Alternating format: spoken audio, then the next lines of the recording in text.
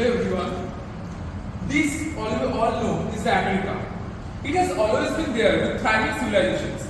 But for the Europeans of those times, it was discovered obviously by them.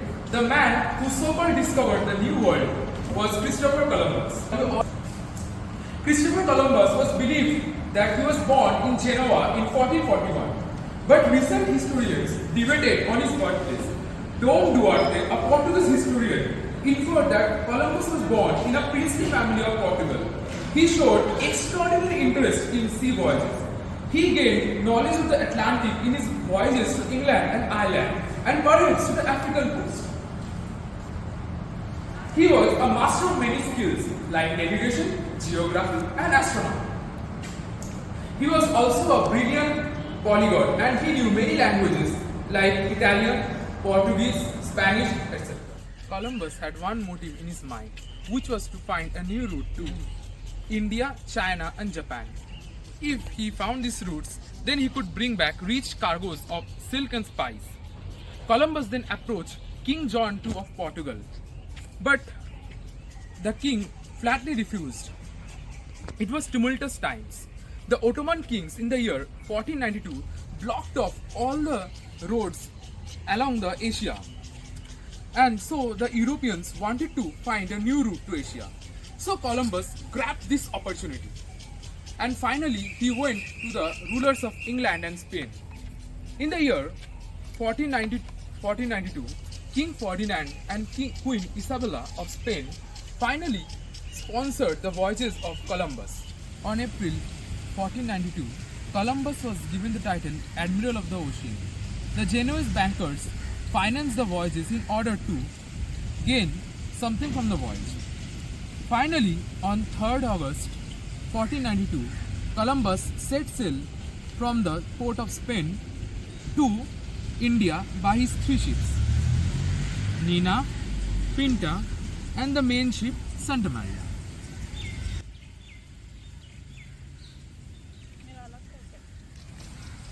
On August 3rd, 1492, 3 ships sailed down to Rio Tinto in the Atlantic Ocean. With the inherent motive of God, gold, and royal power, Columbus set forth with his 90 crew members, all proficient in multiple skills, but none of them were soldiers.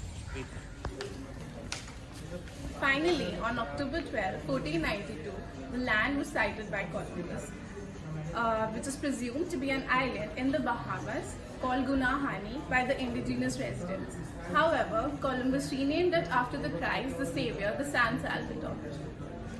The exact location of Columbus' landfall in the Caribbean has been a subject of debate, but however, it has been believed to be San Salvador. The landfall marked the encounter between the Old World and the New World since the time of ancient civilization. They were greeted by the indigenous people from Lucan, Tiano, and Arawak tribes who inhabited in the island, and the encounter between the two cultures was a pivotal role in history.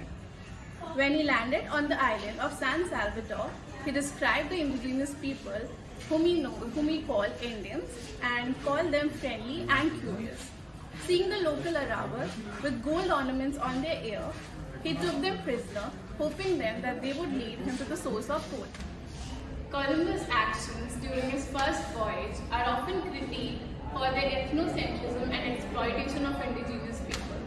His interactions with the Arawak and his treatment of them as means to an end for his own gain reflect a colonial mindset that prioritized European interests over the well-being of the native population.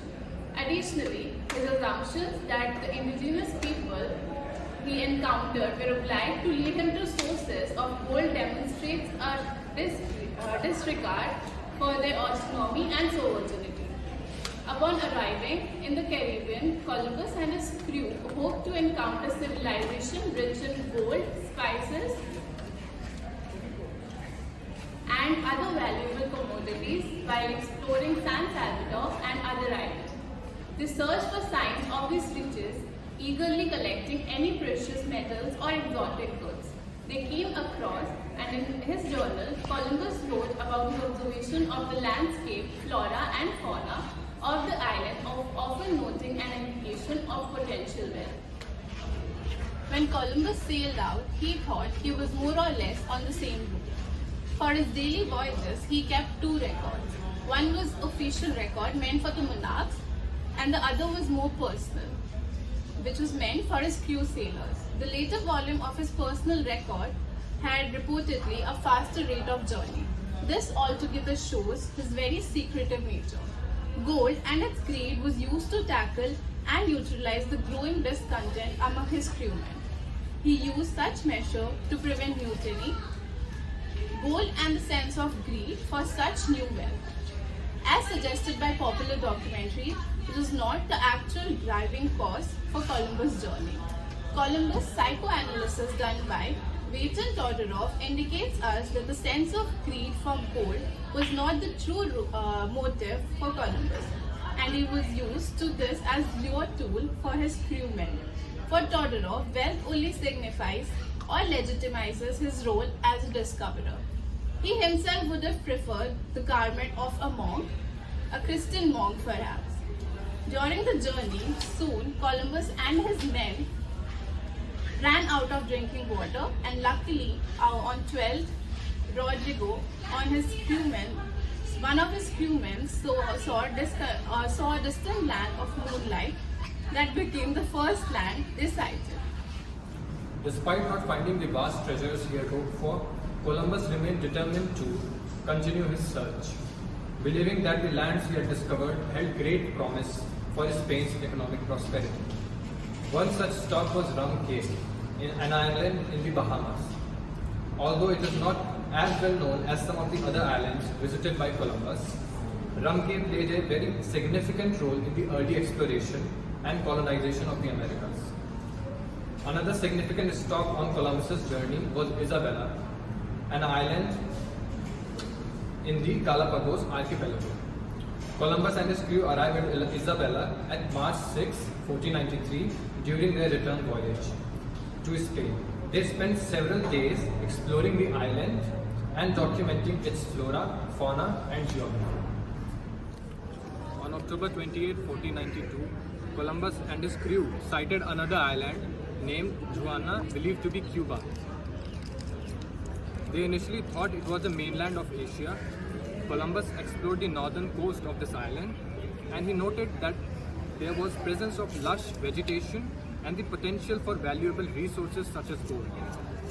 Considering that if he were to land with many men, the people's fear would increase, he thus chose 4 individuals, where 2 were Christians and other 2 were indigenous Indians.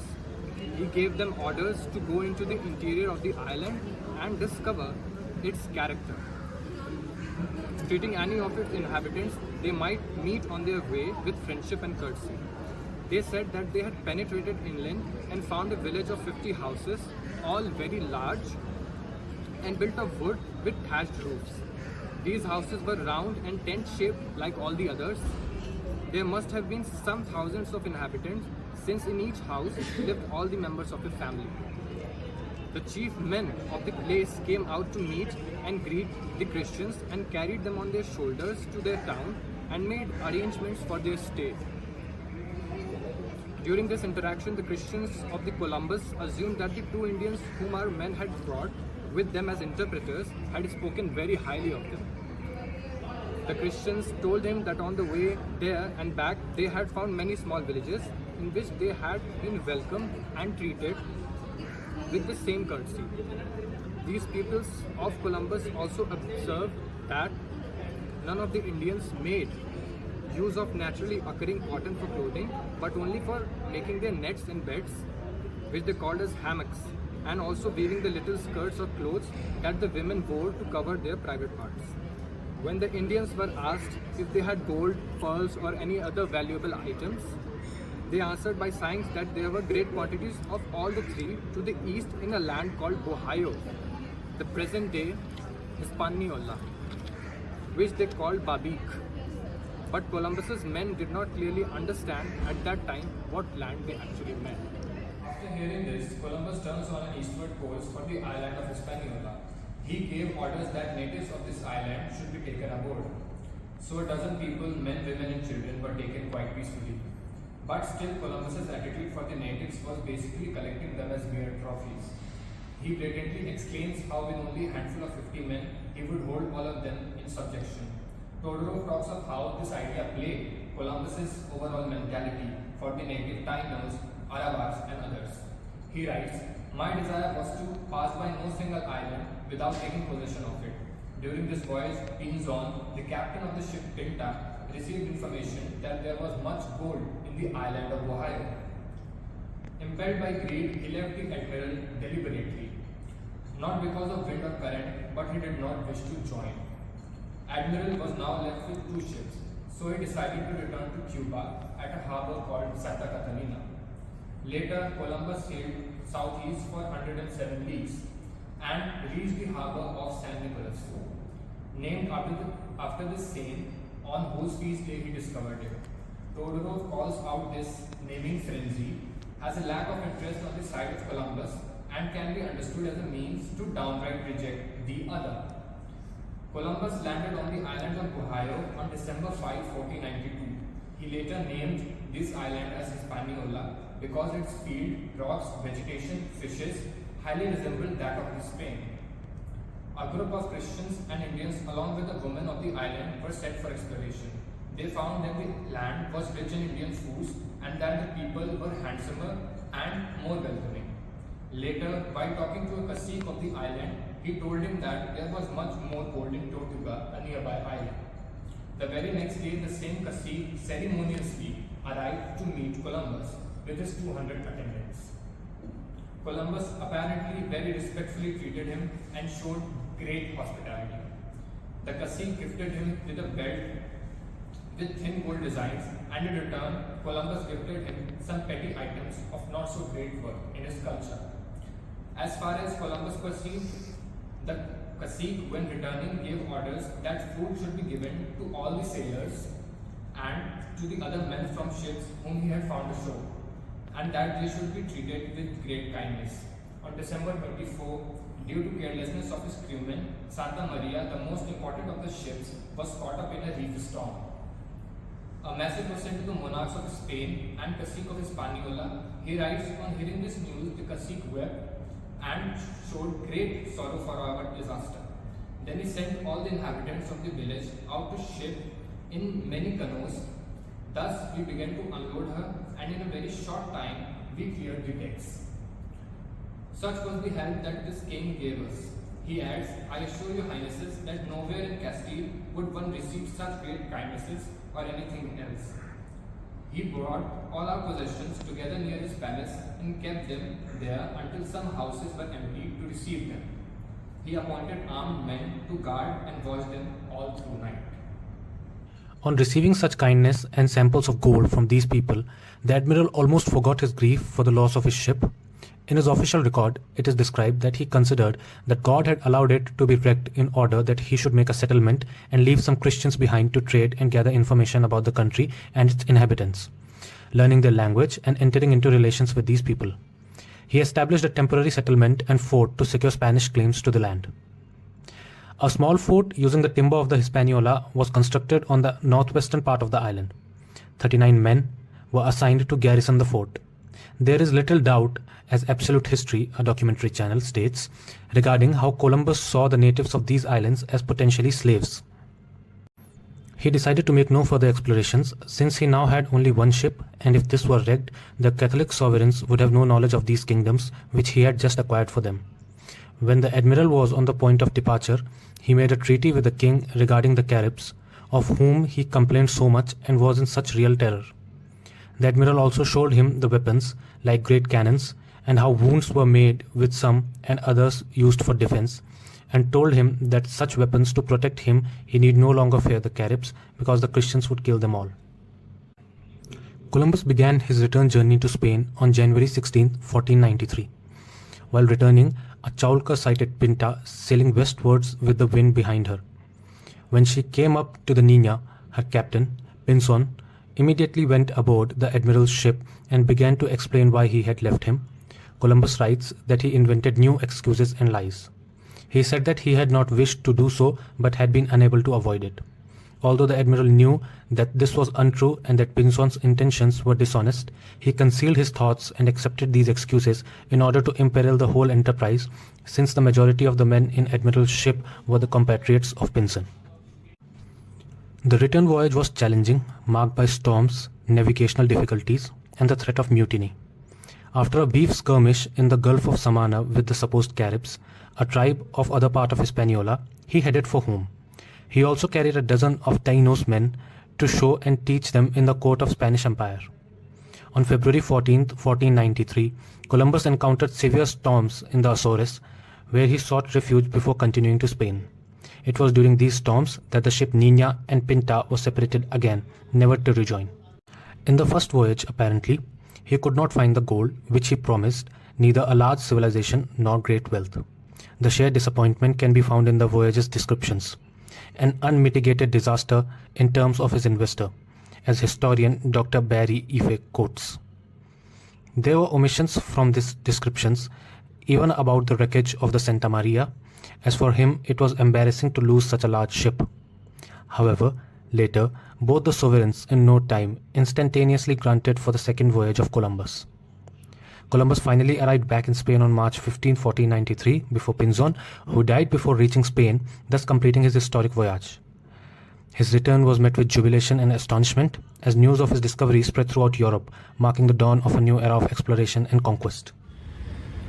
Columbus's arrival in Lisbon was received with much fanfare.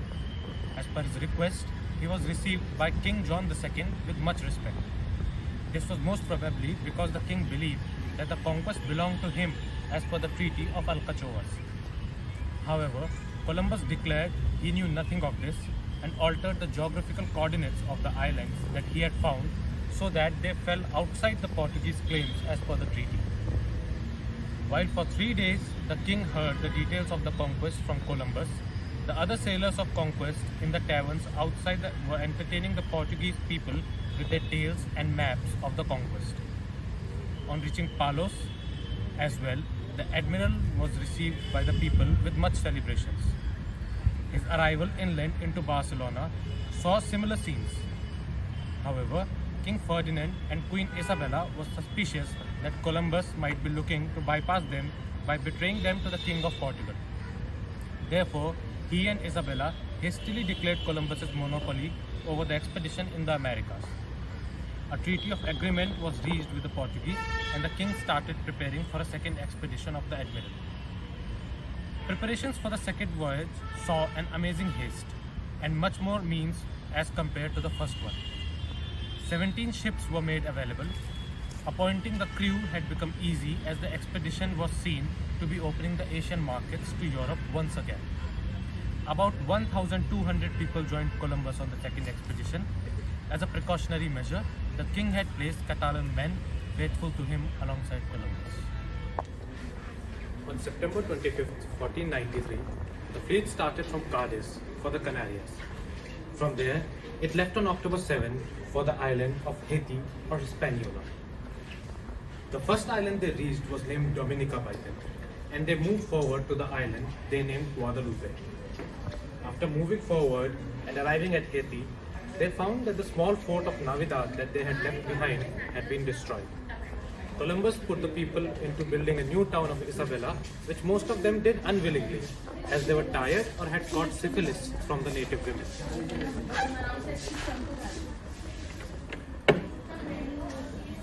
Desperate to find gold, Columbus entrusted Alonso de Ojeda to find the gold mine that the natives had told him about. Ojeda did find a mine in inland Haiti, but when Columbus and his men headed for it, they faced difficult terrain and were reduced for a ramshackle group. They started building a small fort of San Thomas, but did not find much gold and instead started to trade with the natives. Meanwhile, Columbus received requests of more supplies at Isabela and trusted his friend Antonio de Torres, who was returning to Spain, to request for the same. The question that whether Cuba was an island or a part of Asian mainland troubled Columbus during the first voyage. This time he set forth to ensure this by circumnavigating it. With about 90 crewmen, he set sail on April 25, 1494 from Isabela. However, they didn't load enough provisions and had to trade trinkets for food with the natives. Since the ships were in dangerous and shallow waters, peaceful sleeps were also a liberty. The natives told them that Cuba had no gold, but the nearby island of Jamaica did. Meeting hostility on the island of Jamaica, the expedition left again for Cuba on May 13. At the island, today called Isla de la Juventud, natives told Columbus that it was possible to walk 200 leagues further from there without reaching the end. Adding this to the already 200 leagues that he had already travelled, this meant that the island was at least 335 leagues long, and Columbus decided that no island can be this long.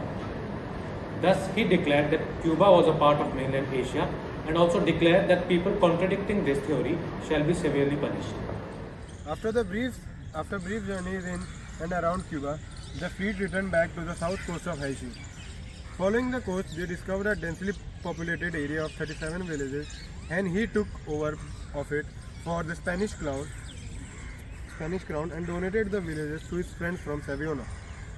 By this time, Columbus was exhausted and very ill, but he still decided to move to Lesser Antilles and eradicate the cannibals along the Mexican coast. This effort was in vain, as on September 24, he collapsed and fell into a coma. He was taken back to Isabela, where he recovered and where his brother Bartholomew had come with provisions from Spain. In Haiti, the colonials were threatening rebellion and the Indians were suffering, and both of them had banded together. A clash came out in the valley of Vega Real, won only due to the able leadership of Ojeda. After the clash, the admiral nominated the governors of the island. This was a hasty decision and saw many unworthy being appointed as the heads. Many who deserved more but didn't get it, especially like Ojeda and Margaret, also grew sore of Columbus. Margaret decided to return back to Spain with his ships and brought resources, and Columbus, fearful that the returning men would give negative report of his policies, decided to return too. However, he was late as the Spanish royals had sent the Inquisitor Juan Aguado after receiving reports of unhappy returnees. After Columbus couldn't get the Inquisitors on his side, thus decided to hurry back to present his version of facts to the king. Gold remained a major issue of the voices. Columbus understood that though gold was present, it required a good organization and a lot of time to obtain. Spices were present in Central America, but their value was very less as compared to those in Molucca Island. Thus, Columbus turned to the third and only source of riches, slaves. However, it was unlawful to enslave a person of the same religion as of own. Thus, the conversion agenda took a backseat. 500 Indians were sent back with Torres to be sold in Spain, which angered the island's chieftain, whose pleas to talk were rejected. 200 of these Indians died during the journey. Queen Isabella ordered the slaves to be sent back, though not many reached back, and that no more people be brought to Europe as slaves, though they could be enslaved on their own islands. Columbus set sail for Spain on March 10, 1496. Just when he reached, he started to put pleas for another voyage, but was shocked to see the coldness which his request received. There was a general disillusionment in Spain for Columbus's harsh policy and the inability to find gold. From the diaries and documentaries, we can get to see various shades of Columbus. We get to know about the Columbian exchange system. As Europeans traversed the Atlantic, they brought with them plants, animals and diseases that changed lives and landscapes of both the sides of the ocean. Of all the commodities in the Atlantic world, sugar provided the most important one. In the colonial era, sugar carried the same importance as oil does. Another cash crop, tobacco, also gained a prominent place. Christopher Columbus brought pigs, cows, chickens and horses with them to the Caribbean. Many Native Americans used horses to transform their hunting and gathering into a highly mobile practice.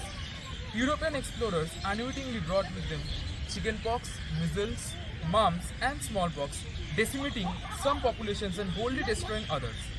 One disease that did transmit to the other direction was the syphilis, which was brought from the New World to Europe for the first time. It is also argued that Columbus added a fourth part of the world, which is the Americas. The importance of Christopher Columbus is not that he discovered America. The real significance of his 4 voyages is that it marks the first stage of global integration in which Western man extended his influence to the far-flung areas. From the documentaries, we can infer that Columbus was not projected as a hero or a great discoverer. Rather, he is described as a symbol of exploitation and imperialism. Justin Wilson casts a cold light on the dark side of his character. He strongly criticizes Columbus's proposed canonization by Roman Catholics, and his so-called Age of Discovery was marked by a new epoch of imperialism and destruction. Even the discovery was meant only for the Europeans, since these lands had always existed for centuries. To sum it up, Columbus had 3 main factors: God, gold, and glory. God signifies the role of Christianity in such voyages. Gold refers to the economic motives, while the term glory implied those individuals who played a crucial role in the search for new territory. Finally, a popular Columbus quote was, "Gold is a treasure, and he who possesses it does all the wishes to in this world and succeeds in helping souls into paradise." But this paradise was only meant for Christians, and the gold was not ethically earned, but rather looted. Thank you.